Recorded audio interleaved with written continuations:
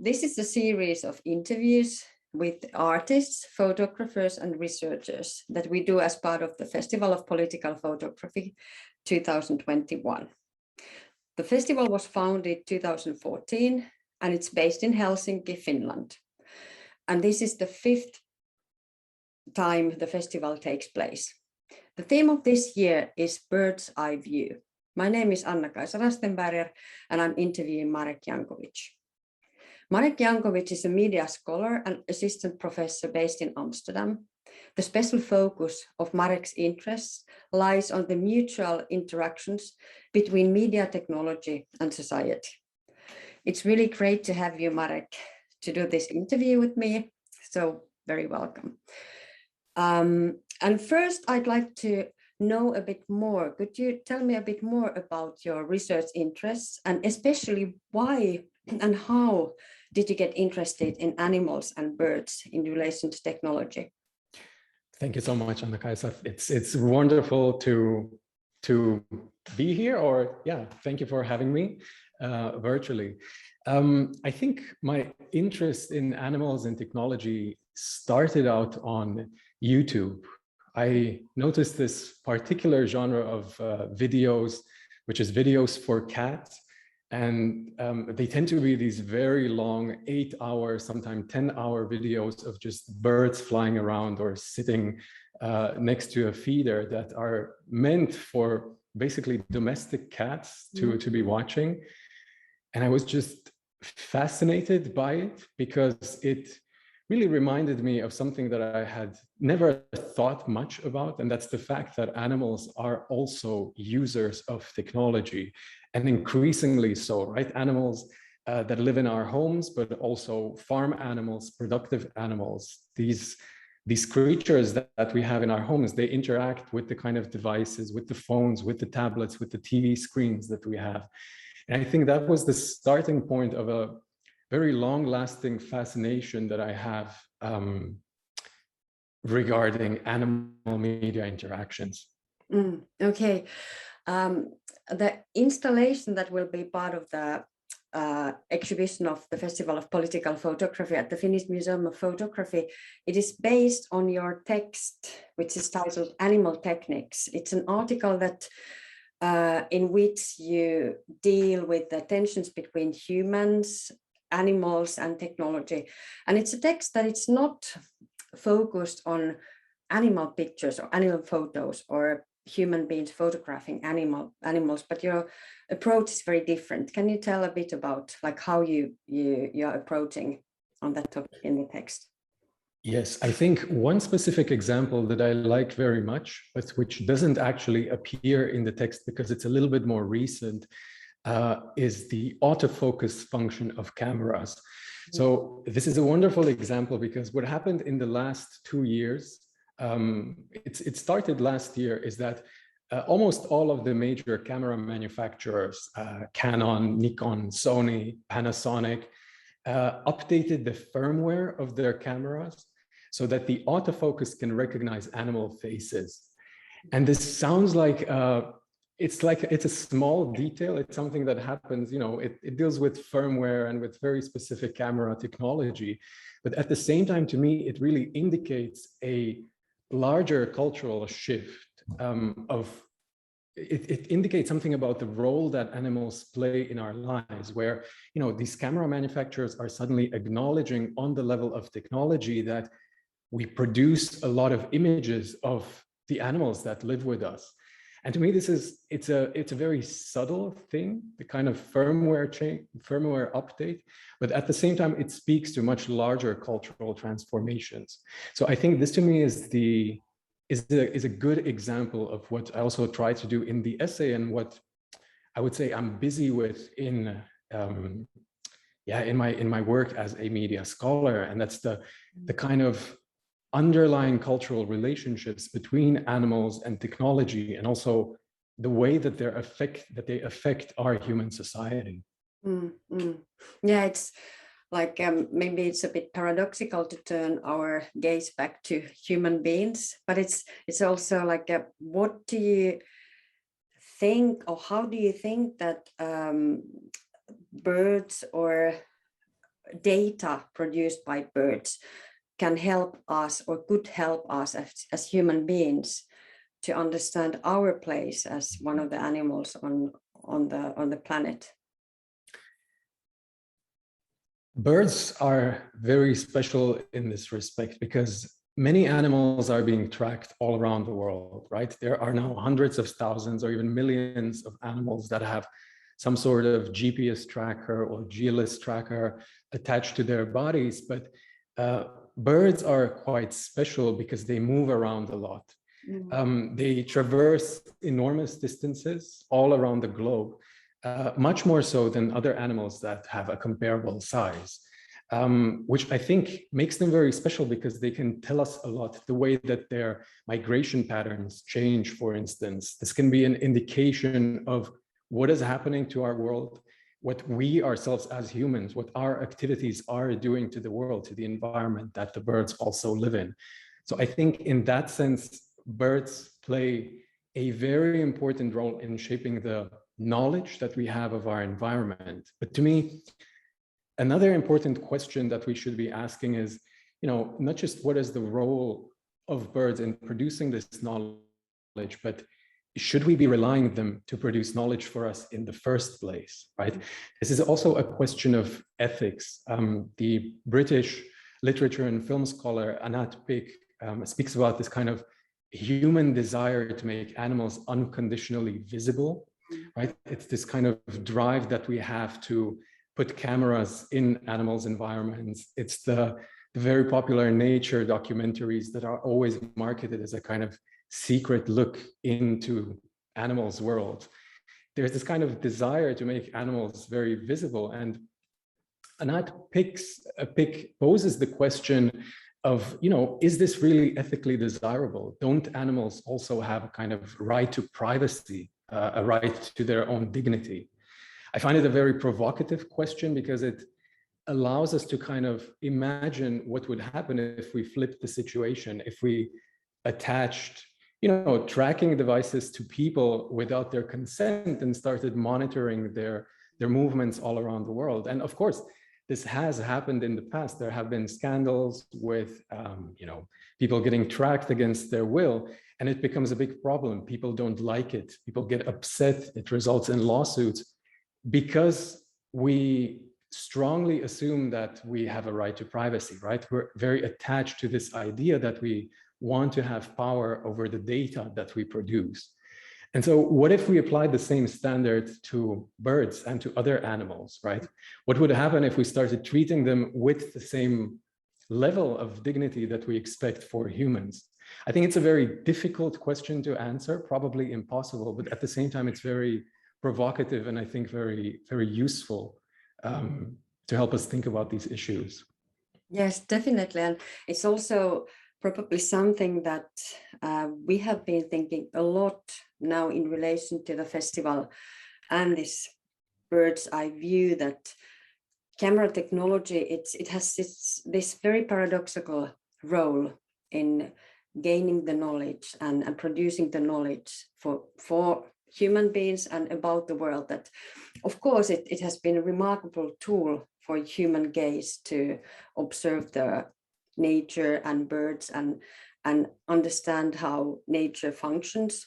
But on the other hand, it's at the same time, it has created this distance that is always a human being that is observing, and it's kind of a it's somehow very much distance human beings from the nature, because they, as you said, it's very rare come to the mind when you are photographing a bird that it's gazing back. It has a gaze that is looking at you and how to react to that gaze. So but in your this installation, and as you already referred now, that it's also part of the kind of cultural history. It's not only this contemporary technology, how the birds are related to our understanding of the world, and you are connecting ancient myths and beliefs related to birds to very contemporary technology, and that I found very fascinating. So why did you do that, and how is it, like, what's the connection between this cultural history beliefs and very contemporary technology. Yes, thank you. This is probably one of the most striking elements of this whole animal tracking business, is that on the one hand, this is very modern technology, right? When we say the word data, it feels very contemporary. It's something that always has to do with science, with these kind of rational processes of producing knowledge. And also the tracking technology itself is relatively young. I mean, GPS has only been around for around 30 years. And these kind of very tiny cameras that are light enough to be carried by small animals like birds, they're even more recent. So all of this is very modern and in a sense new, and very, very scientific, very contemporary. But at the same time, we have kind of returned back 2000 years in the past to these kind of practices of producing knowledge in ancient Rome and in other Mediterranean civilizations, which also relied on birds as a kind of medium, right? The birds were mediating knowledge from the gods and relaying them to humans. So this is just a fascinating aspect to me, this kind of historical continuity between these knowledge practices. Now, of course, they have, you could say they have different epistemic foundations. The way or the kind of mode of knowledge that ancient Roman augurs used is something different from creating data and analyzing it. But I think both of them are very similar to each other in this kind of very ingrained human impulse and unease about what the future will bring, right? Both of them are, in a sense, trying to kind of divine what kind of future awaits us. And this to me is very fascinating, that on the one hand, we could place these kind of two historical practices into separate worlds, the modern and the ancient, but at the same time, there's a kind of underlying continuity between them. Mm-hmm. Yes, then I would like to ask about Extinction, which is also something that you're dealing with in your text, and also that installation, and that's something that obviously, together with the climate crisis and environmental crisis, is very much connected to also birds. And it's in your text, you're also introducing this paradox that at the same time when birds are kind of servant of producing knowledge to understand about their habitat and how they are living and how to prevent extinction, they are also sacrificing some of the birds that are carrying those technological devices. They're sacrificing themselves, like the individual birds. So I found that somehow really intriguing thought as well. So yes, yeah. It's really a double-edged sword, this kind of tracking technology, because on the one hand, it creates a kind of knowledge, or it creates information that can objectively be useful in protecting animals, and it also helps us understand the environment. It gives us, in a sense, the tools to be able, or the kind of language to be able to speak about what is happening with our world. But at the same time, a lot of times the same technology also really, like you say, it harms the birds. I mentioned the example of the northern ibis, where there were cases where the GPS trackers that the birds carry on their backs make them go partially blind or completely blind. There's also another example that has been reported recently in some research about Cape vultures, which is an endangered species of African vulture, where also because of GPS trackers that are attached to the vulture's wings, the birds fly slower and they fly shorter distances, which can put them in real physical danger.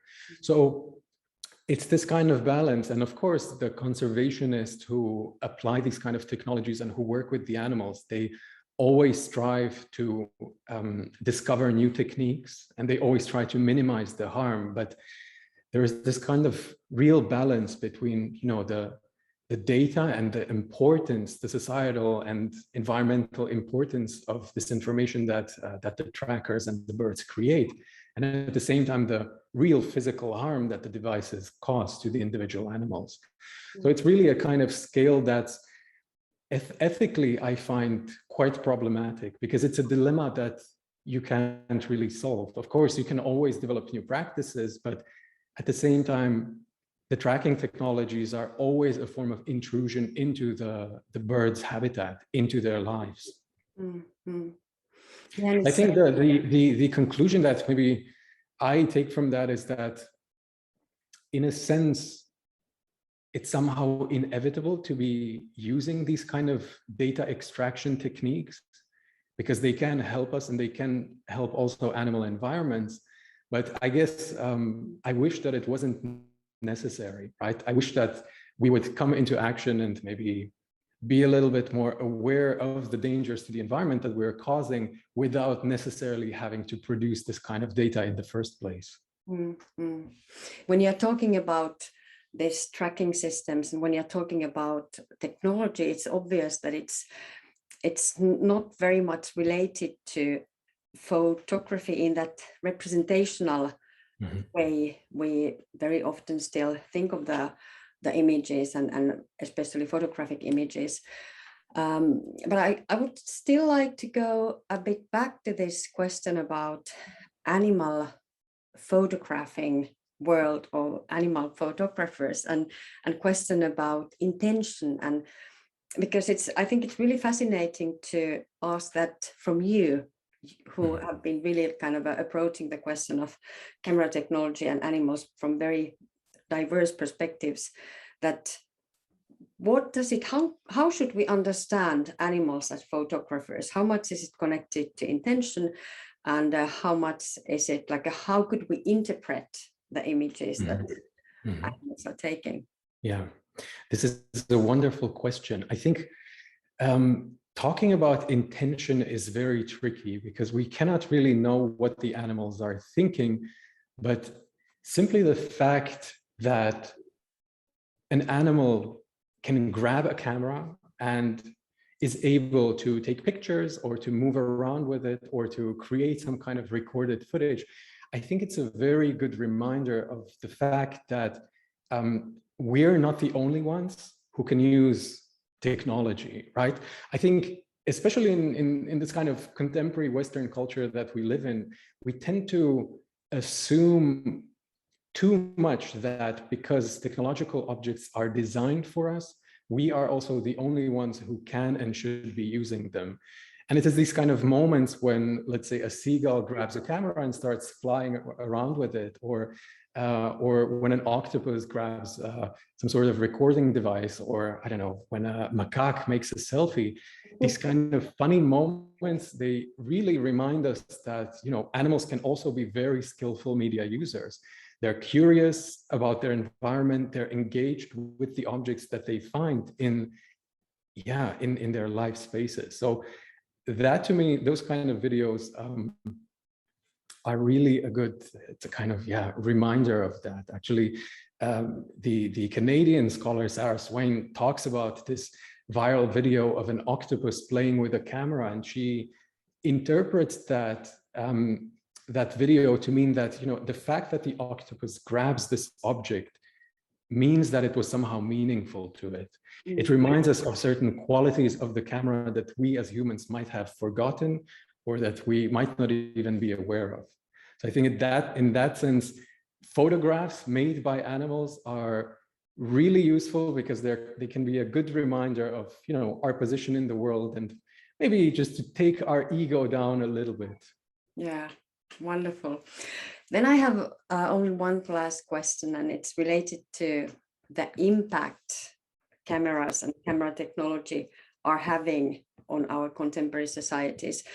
And I would like to ask you that where should we pay our attention when we are kind of observing this aspect of photography at the moment? Yes. I think there are many aspects that we could pay attention to, but perhaps for me personally, one that I would focus on, or one that I think is important, is popular culture, right? It's the places like YouTube, it's the spaces like maybe WhatsApp, the kind of videos that people send to each other, these kind of tiny little fragments of popular culture that circulate and that in a sense seem very insignificant because they tend to be ephemeral, right? Viral videos that feature animals in some way, they pop up and people share them and they become viral, but then 2 weeks later, they're kind of forgotten and there's something new. So in that sense, they're not very permanent, but to me, it's these kind of objects of audiovisual culture that can be very good indicators of much larger cultural and societal shifts. So to give you one example, I personally watch a lot of these kind of videos about animals who form very deep bonds with humans. So this can be anything from, you know, finding an abandoned puppy, and it's these kind of, they tend to be a little bit tacky, these stories, but it's, you know, someone finds an abandoned dog and that's very weak and sick and they nurse it kind of back. Or the one that I saw most recently was a woman just having this kind of strange friendship with a group of magpies who follow her around everywhere, and they bring her gifts and she feeds them in return. And these things, in some sense, they're a little bit silly, but at the same time, they also demonstrate the kind of very profound relationships that animals can form with us, right? And that's something Sarah Swain also talks about that. She says that these kind of things and interactions have always been there. It's just that we never properly paid attention to them because we didn't have the mechanisms to record them and to share them.